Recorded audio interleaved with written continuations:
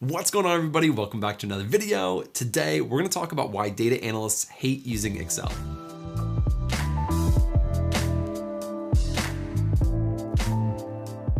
Now, some of you guys out there may be really confused right now because you love Excel and you kind of assumed everybody else loved Excel as well.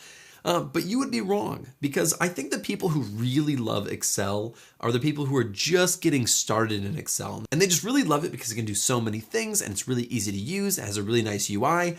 I think those people are just people who haven't used Excel enough, because when you use Excel enough, you start finding a lot of things that are wrong with it. And that brings us to the very first thing that I hate about Excel, and that would be the data limitation and the performance issues that you have within Excel. If you've used Excel long enough, you know that you can encounter a data set that is so big, it takes up every single row in the entire Excel spreadsheet. And when you do this, God forbid, you try to actually filter on something, and you could be waiting there for literally hours, or it will just completely not respond and it'll check out and it'll be like, you are never going to get this filter put on your data. It is probably one of the most frustrating things, because what happens is I exit out of the Excel, I pull the Excel back up, and then for whatever reason, I try it again and again, and it just keeps not working. And I think that Excel is somehow gonna fix itself or get better, but it doesn't. And it just, every single time, frustrates me to no end. So for smaller amounts of data, Excel is really great, but when you start working with a lot more data,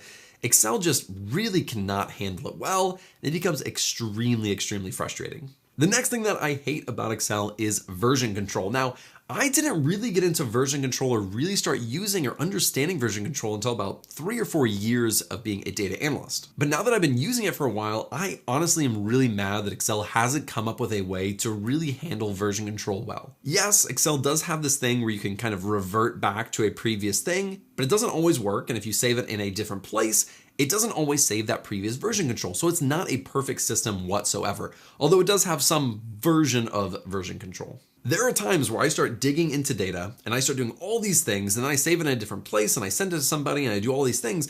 And then I realize I did a bunch of this stuff wrong. I want the raw data, and I completely forgot to save that raw data in a different file. And I just overwrote all of that raw data.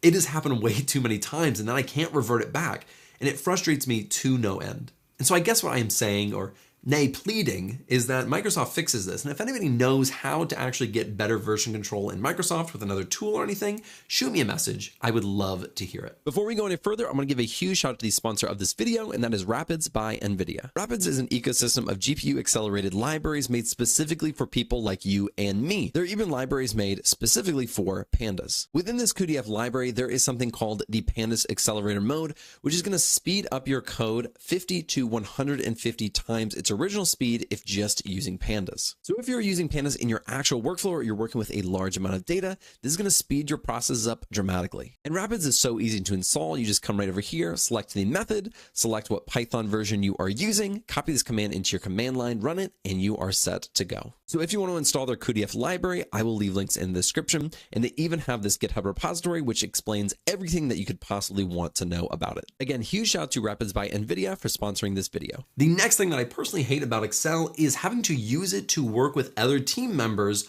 in other departments, or just anybody in general. It is great when I can just use it on my computer and save it as weird names as I normally do.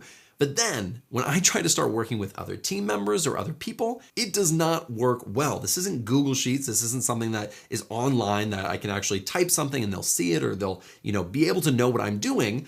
I'm doing my own work over here. They're doing their own work over here. And then when they send it to me, I then have to say, oh, geez, they did something else. I have to completely change my file to then merge it with their file. And it honestly has taken years off of my life, the amount of stress and frustration that alone has caused me. At this point, I might as well fax a physical copy of the spreadsheet over to them, have them mark it up, and then fax it back. That's essentially what we're working with Excel when talking about collaborating with others. The next thing that I hate about Excel, and this is something that I kind of learned to hate over time, is the automation piece of Excel. Now with VBA and macros, you can automate things, but I've become accustomed to a certain level of automation with Python and other programming languages where I want to actually automate just about anything I could ever want. But with VBA macros, you can only do so much. And so when I'm working within Excel, I'm doing most of these things manually. I'm clicking and dragging and dropping, and I can't automate every single thing like I could in a different programming language or another tool. And honestly, I try to automate as many things as I possibly can. So I've tried to automate a ton of things within Excel. I just haven't been super successful in it, if I'm being honest. The very last thing I'm going to mention that I hate about Excel, and honestly, this list is probably a little bit longer, is that the data visualization is definitely lacking within Excel. There really are some good basic charts and graphs that you can use within Excel to get basic visualizations, but if you try to go beyond the basics, they're going to recommend that you use some 3D stacked pie chart, which makes absolutely no sense for what you're actually doing. So what ends up happening is I have to go to some other tool that has better data visualization, and then in the end, they want it in an Excel file. And so what do I have to do? Sometimes I have to print it out, or sometimes I have to integrate it into Excel.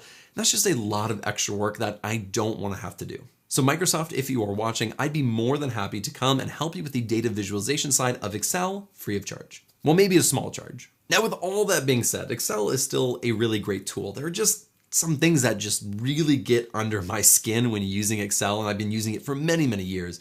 But Excel is a fantastic tool, and you still need to know it for data analysis. And I think as you get further along, that's why people start really not liking Excel, is they start using it at the beginning, it's great, but then they find all these different use cases why it doesn't work, and everybody else in the business world, everyone else that they're working with wants everything in Excel. And so since not everything is super native to Excel, you have to figure out little workarounds and little ways to get it into Excel, which gets super tiring and really frustrating. So Excel is kind of that one thing that does really well in a lot of areas, just doesn't excel in every single area. And so you have all these specialty tools and all these different plugins that you have to do outside of Excel and then bring it back into Excel.